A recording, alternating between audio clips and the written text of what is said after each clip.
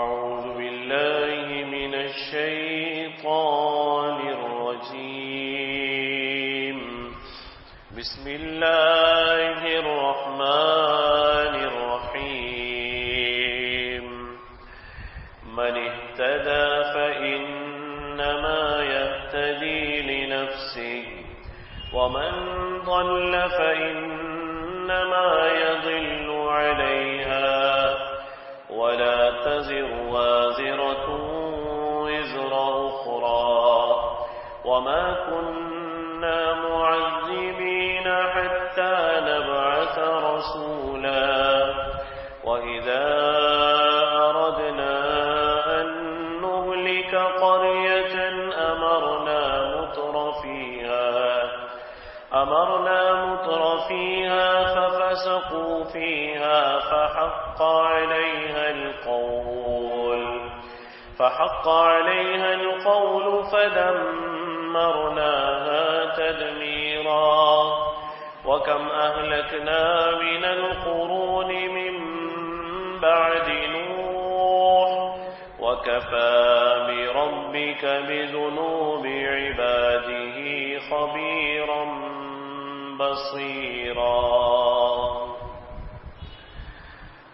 جو کوئی راہ پر آیا تو آیا اپنے ہی بھلے کو، اور جو کوئی بہکا رہا تو بہکا رہا اپنے ہی برے کو، اور کسی پر نہیں پڑتا بوجھ دوسرے کا، اور ہم نہیں ڈالتے بلا جب تک نہ بھیجیں کوئی رسول.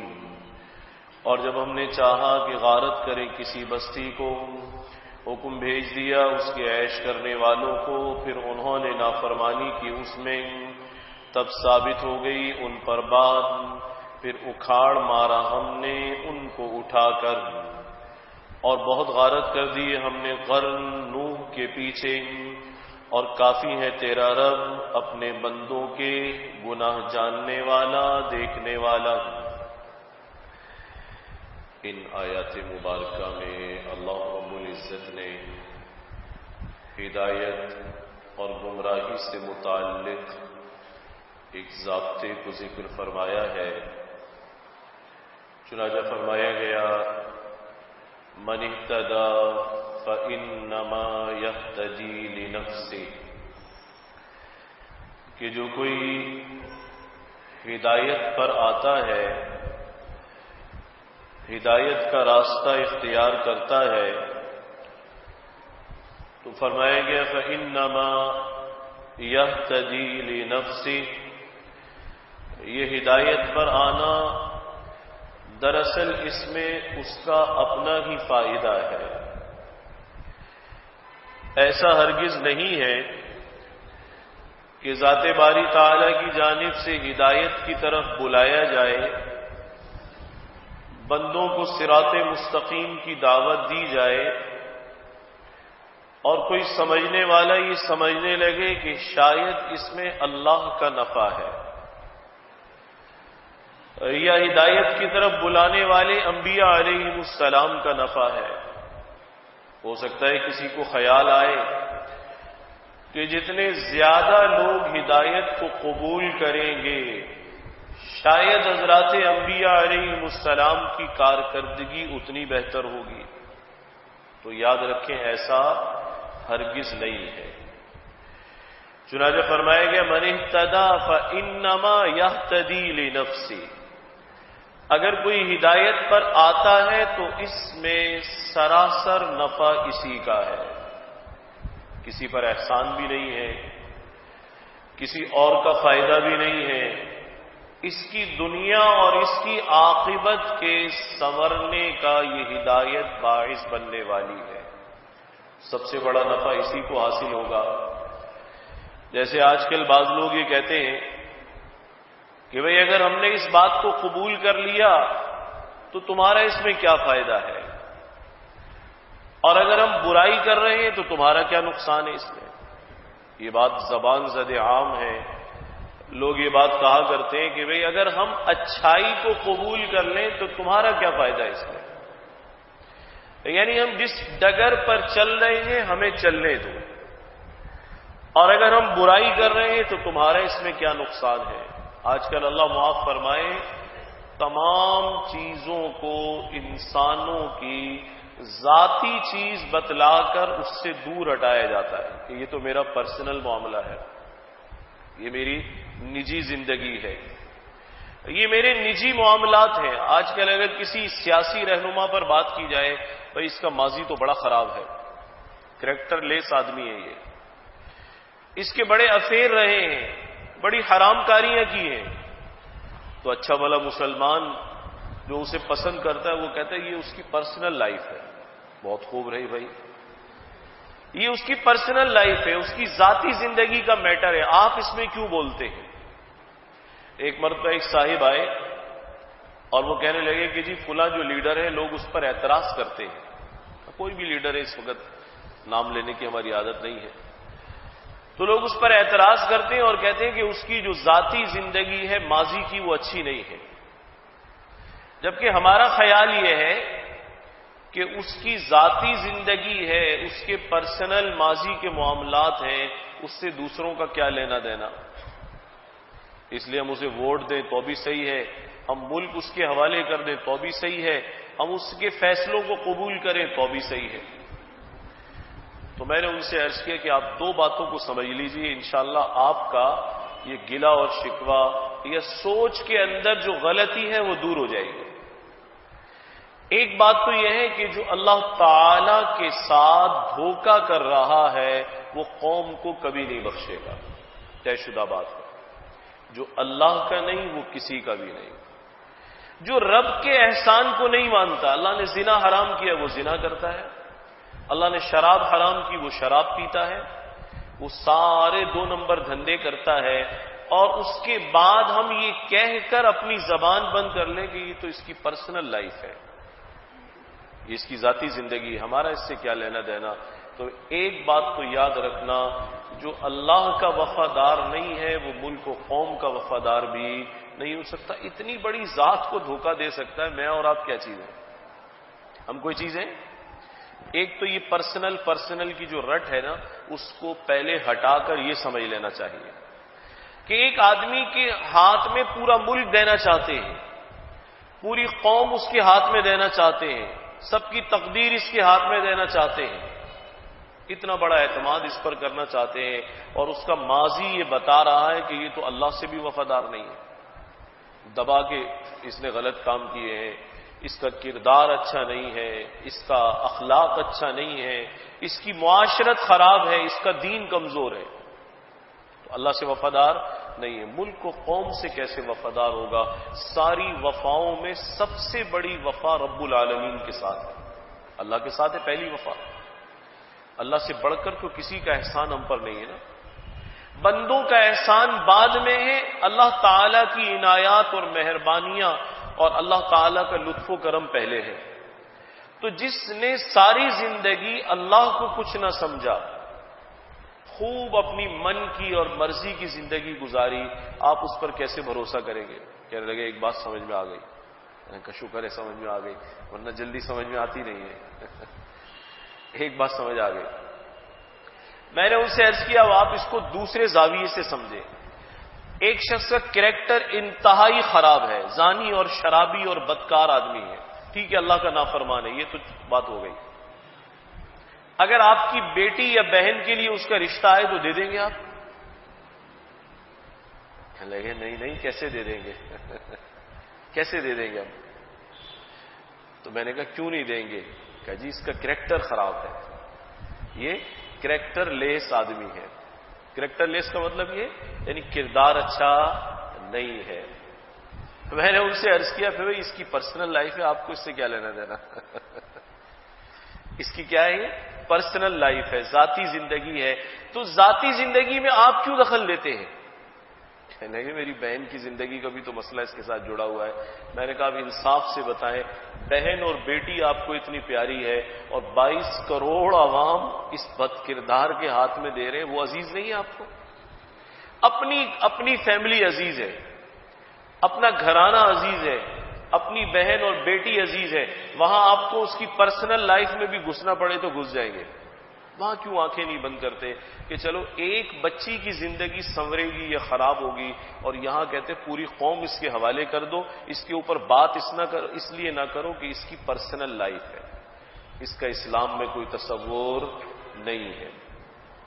تو یہ ہدایت پر آنا یہ دراصل اس کے اپنے نفع کے لیے ہے، اپنے فائدے کے لیے ہے، نہ اس میں سمجھانے والے کا فائدہ ہے۔ جیسے کوئی یہ خیال کرے کہ حضرات انبیاء علیہ السلام وہ دعوت دینے والے ہیں، ہدایت کی طرف بلانے والے ہیں، تو ہو سکتا ہے زیادہ لوگ ایمان لائیں تو ان کی کارکردگی اللہ کے ہاں زیادہ اچھی شمار ہو۔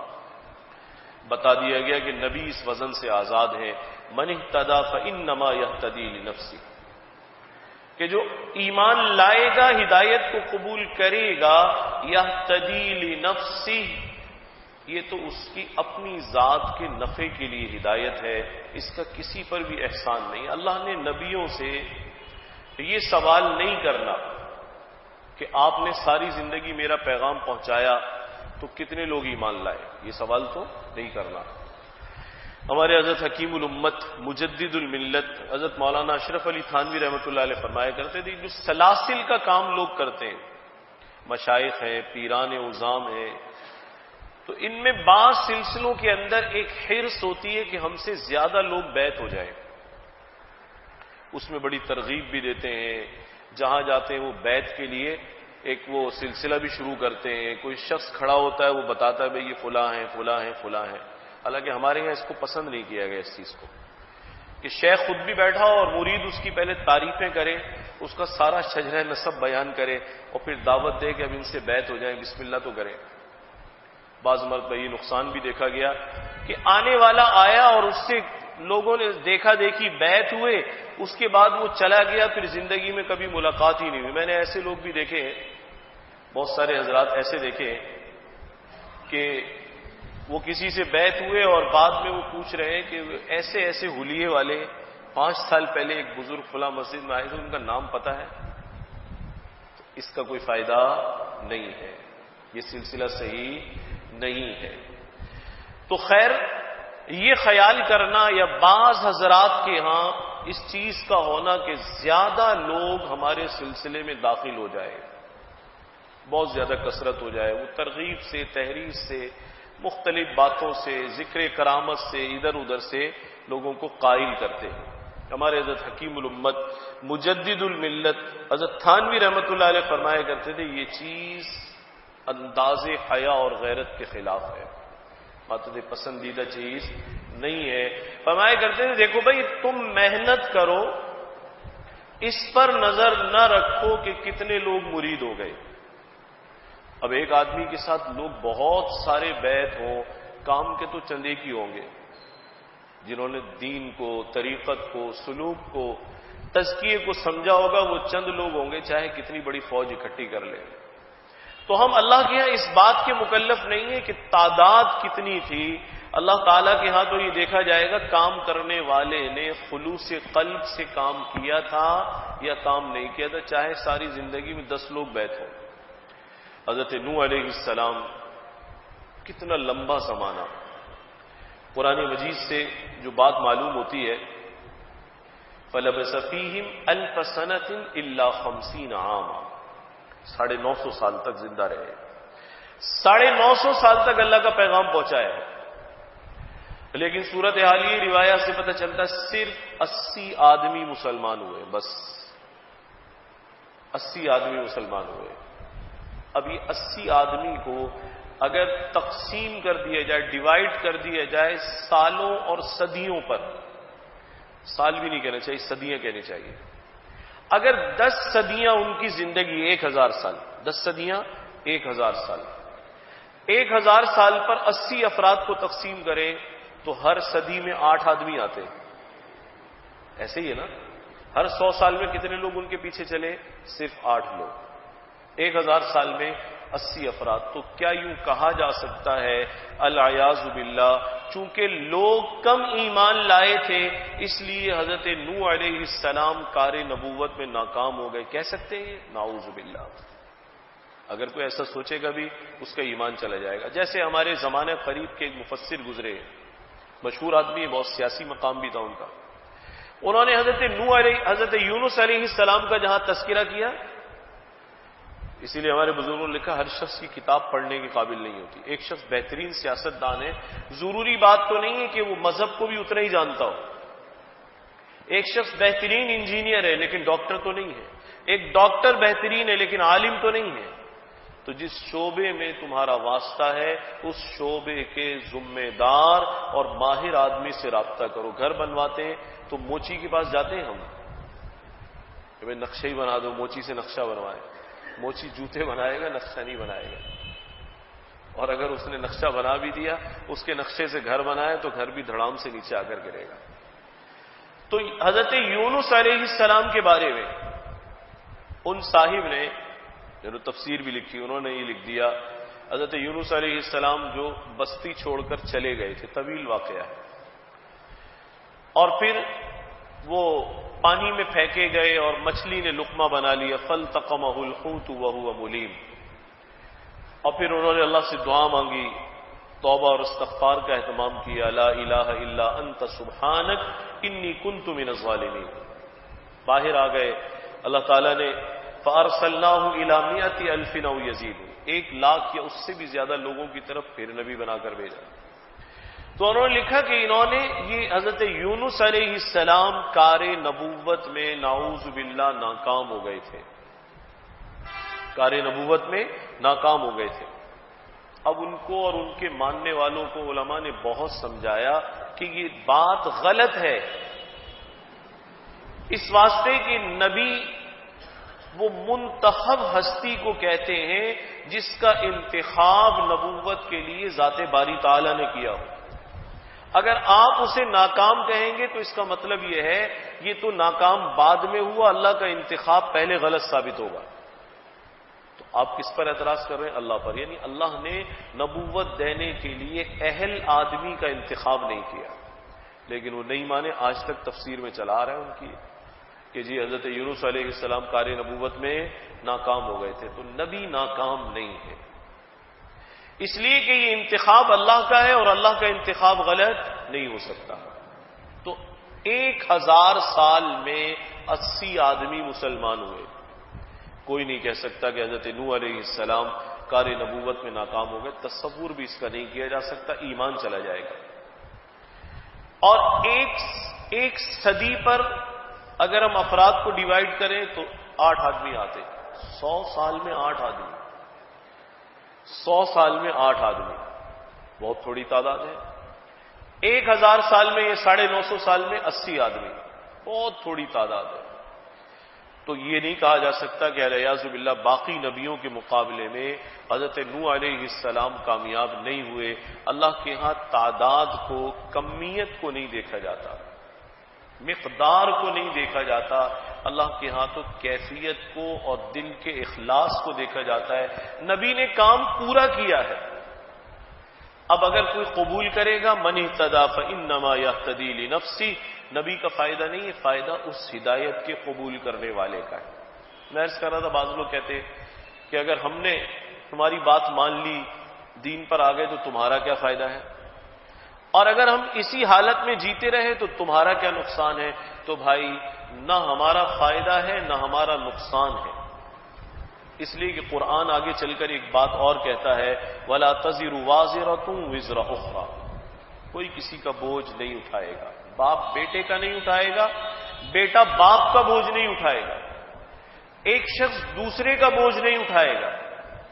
تو بھائی جو ہدایت کو قبول کرے گا دراصل یہتدی لنفسہ، اپنے فائدے کے لیے قبول کرے گا. اس کا اپنا فائدہ ہے، کسی اور کا فائدہ نہیں ہے. وَمَنْ ضَلَّ فَإِنَّمَا يَضِلُّ عَلَيْهَا، اگر کوئی گمراہ ہے تو اس کی گمراہی کا جو نقصان ہے وہ بھی اسی کو پہنچنے والا ہے. کل اسی کی عاقبت خراب ہونے والی ہے، اسی کا انجام خراب ہونے والا ہے. لا تزر وازرۃ وزر اخرى، کسی اور پر یہ وزن پڑنے والا نہیں ہے. یہ بھی آج کل لوگ ایک دوسرے کو دیکھا دیکھی برائی کرتے ہیں، دیکھا دیکھی برائی کرتے ہیں. جیسے روایات میں آتا ہے کہ وہ جب قرآن مجید کی سورۃ المدثر نازل ہوئی یا ایھا المدثر قم فانذر، اور اس کے اندر ایک آیت آئی علیہا 19، علیہا 19، اس کی کیا معنی ہے؟ جہنم پر 19 فرشتے مقرر ہیں۔ کتنے فرشتے؟ 19 فرشتے۔ تو یہ بڑے بڑے جو مشرکین تھے، اب چونکہ یہ اپنے پیچھے لوگوں کو چلاتے تھے اور کوشش کرتے تھے کہ قرآن میں اگر کبھی عذاب کا ذکر آئے یا جہنم کا تذکرہ آئے یا اللہ تعالیٰ کی پکڑ کا تذکرہ آئے تو اس بات کو مذاق اور ہنسی میں اڑا دے، اس کو مذاق اور ہنسی میں اڑا دے، تاکہ سامنے والے ڈر کر کہیں قرآن کی بات کو قبول نہ کر لیں۔ یہ ان کا ایک انداز تھا۔ تو جب یہ آیت نازل ہوئی علیہا 19 کہ بھئی اس پر تو 19 فرشتے ہیں، تو ابو جہل کھڑا ہوا کہنے لگا بھئی گھبرانا نہیں، 10 کے لیے میں کافی ہوں، 9 کو تم سنبھال لینا۔ اس پاگل کو یہی پتا نہیں تھا کہ ایک فرشتہ اتنا طاقتور ہے کہ اگر جبریل امین کے 600 پر ہیں، ایک پر کھول دے تو ما بین المشرق والمغرب، مشرق سے مغرب تک جتنی جگہ ہے، دیکھیں ایک مشرق سے مغرب وہ ہے جو زمین کے اوپر ہے، یہ کل مشرق اور کل مغرب نہیں ہے، اور ایک یہ پورا خلا اور پوری کائنات ہے، یہ بہت بڑی ہے، اتنی بڑی ہے کہ زمین جو کرۂ ارض ہے، اگر پوری کائنات میں بہت دور سے زمین کو دیکھنا شروع کریں تو ایک نقطے جتنی بھی نظر نہیں آتی ہے، اتنی بڑی کائنات ہے۔ تو مشرق سے مغرب تک جتنا حصہ ہے ایک پر سے سایہ کرنے کے لیے ایک پر کافی ہے، اتنا طاقت والا۔ لیکن وہ کیا کہتے تھے؟ وہ کہتے تھے کہ بھئی کوئی ایسی بڑی بات نہیں، 19 ہی ہے نا، 10 کو میں سنبھال لوں گا، 9 کو تم سنبھال لینا۔ پاگل آدمی، ایمان اس کے مقدر میں نہیں۔ تو اس طرح سے بات کو کیا کرتے تھے؟ ہلکا کر کے بیان کرتے تھے، ہلکا کر کے کہ نہیں کوئی مسئلہ نہیں، ہم دیکھ لیں گے، ہم تمہارے ساتھ ہیں، ہم خود مل کر منہ دیں گے۔ جبکہ شریعت مطہرہ نے ایک خاص سبق یہ سکھلایا ہے کہ قبر میں کوئی کسی کے ساتھ نہیں ہے، آخرت کے حساب میں کوئی کسی کے ساتھ نہیں ہے، اگر عذاب میں پکڑا گیا تو کوئی کسی کے ساتھ نہیں ہے۔ یہ جو آج کل لوگ کہتے ہیں نا کہ بھئی دنیا سود کھا رہی ہے، ہم بھی کھا لیں گے تو کیا ہو جائے گا، یا سارے ہی رشوت لے رہے ہیں ہم بھی لے لیں گے تو کیا ہو جائے گا، جو سب کے ساتھ ہوگا وہ ہمارے ساتھ ہوگا۔ میاں صاحب جو سب کے ساتھ ہوگا وہ تنہا ہوگا اور تم اپنی قبر میں تنہا ہوگے، وہاں یہ سارے کھڑے ہو کر حوصلہ دینے بھی نہیں آئیں گے، یہ ہمارا رشوت لینے والا پیٹی بھائی ہے، یہ ہمارا، ہم بھی رشوت لیتے تھے، یہ بھی رشوت لیتے، کوئی ساتھ دینے والا نہیں ہوگا۔ کسی کا بوجھ کسی دوسرے پر نہیں ڈالا جا سکتا، یار دوستوں کو دیکھ کر غلط کام کرنا یا کسی کی تھپکی دینے سے غلط کام کرنا، تو کہتے تم بھی کرو ہم بھی کر رہے ہیں، کیا ہے اس میں؟ کچھ نہیں ہوتا۔ تو یاد رکھنا جب کل آفت اور مصیبت آئے گی تو یہ بچانے کے لیے نہیں آئے گی۔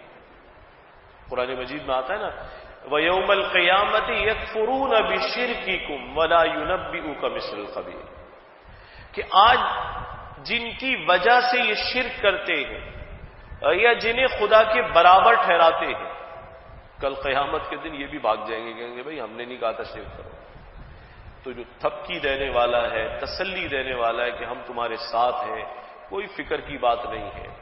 یاد رکھنا یہ صرف ظاہر داری کی باتیں ہیں، حقیقت یہ ہے جو کام تم غلط کر رہے ہو اس کا وزن بھی خود ہی اٹھاؤ گے۔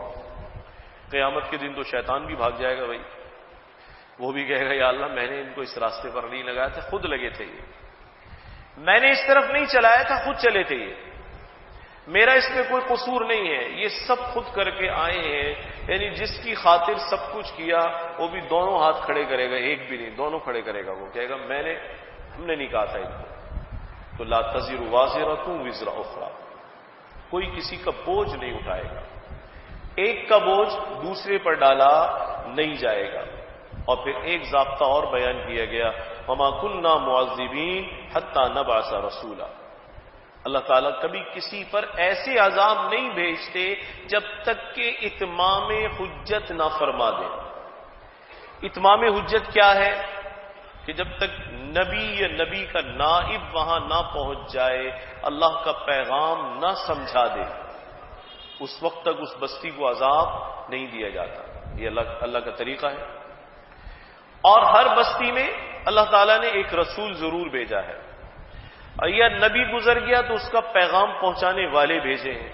اب دیکھیں حضور علیہ الصلوۃ والسلام دنیا سے پردہ فرمائے ہوئے زمانہ ہو گیا، 1450 سال ہونے والے ہیں، لیکن حضور علیہ الصلوۃ والسلام کا پیغام آج بھی یہ امت امانت سمجھ کر آگے پہنچا رہی ہے.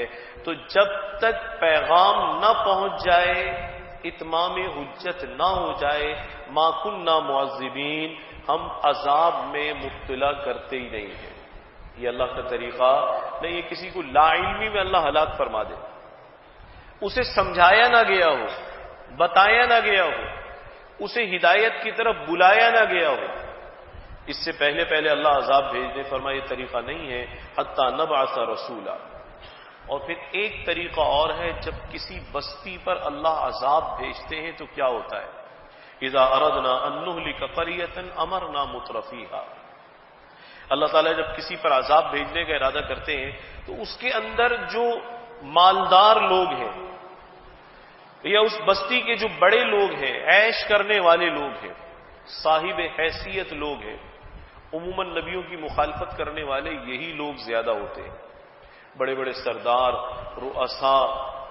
اور روایات سے پتہ چلتا ہے سب سے پہلے نبیوں کی آواز پر لبیک کہنے والے غربا ہوتے، مساکین ہوتے. تو جب اللہ کسی بستی پر عذاب کا ارادہ فرماتے ہیں، ہدایت کو ان سے دور فرما دیتے ہیں اور بستی کے سرکش اور عیش و عشرت کرنے والے بڑے بڑے مالدار لوگوں کو ڈھیل دے دیتے. امرنا مترفیہا ففسقوا فیہا. جب اللہ ڈھیل دیتے ہیں تو اور فسق و فجور کا بازار گرم کرتے اور نافرمانی کرتے ہیں. فحق علیہ القول. جب یہ زیادہ نافرمانی کرتے ہیں اب ان پر بات ثابت ہو جاتی ہے، یعنی مستحق عذاب بن جاتے ہیں. یہ اللہ کی پکڑ ہے. اگر کوئی گناہوں کے باوجود بھی پکڑا نہ جائے تو یہ استدراج کی حالت ہے. ڈھیل کہتے ہیں اس کو ڈھیل کہا جاتا ہے، استدراج بھی کہا جاتا ہے. یہ اچھی علامت نہیں ہے. ایک شخص گناہوں والی زندگی گزارے، پکڑا بھی نہ جائے. اس کا مطلب یہ اسے فکر کرنی چاہیے کہ میرے ساتھ استدراج کا معاملہ ہو رہا ہے. اور علماء نے لکھا ہے جس کے ساتھ استدراج کا معاملہ ہو، یعنی رسی ڈھیلی کر دی جائے. اللہ چاہیں تو ایک دم بھی پکڑ سکتے ہیں، اللہ پکڑ نہیں رہے، رسی اس کی ڈھیلی چھوڑی ہوئی ہے. زیادہ خطرناک بات ہے.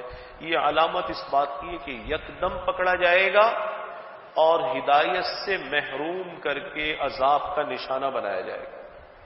تو فرمائے گا فحق علیہ القول فدمرناها تدمیرا.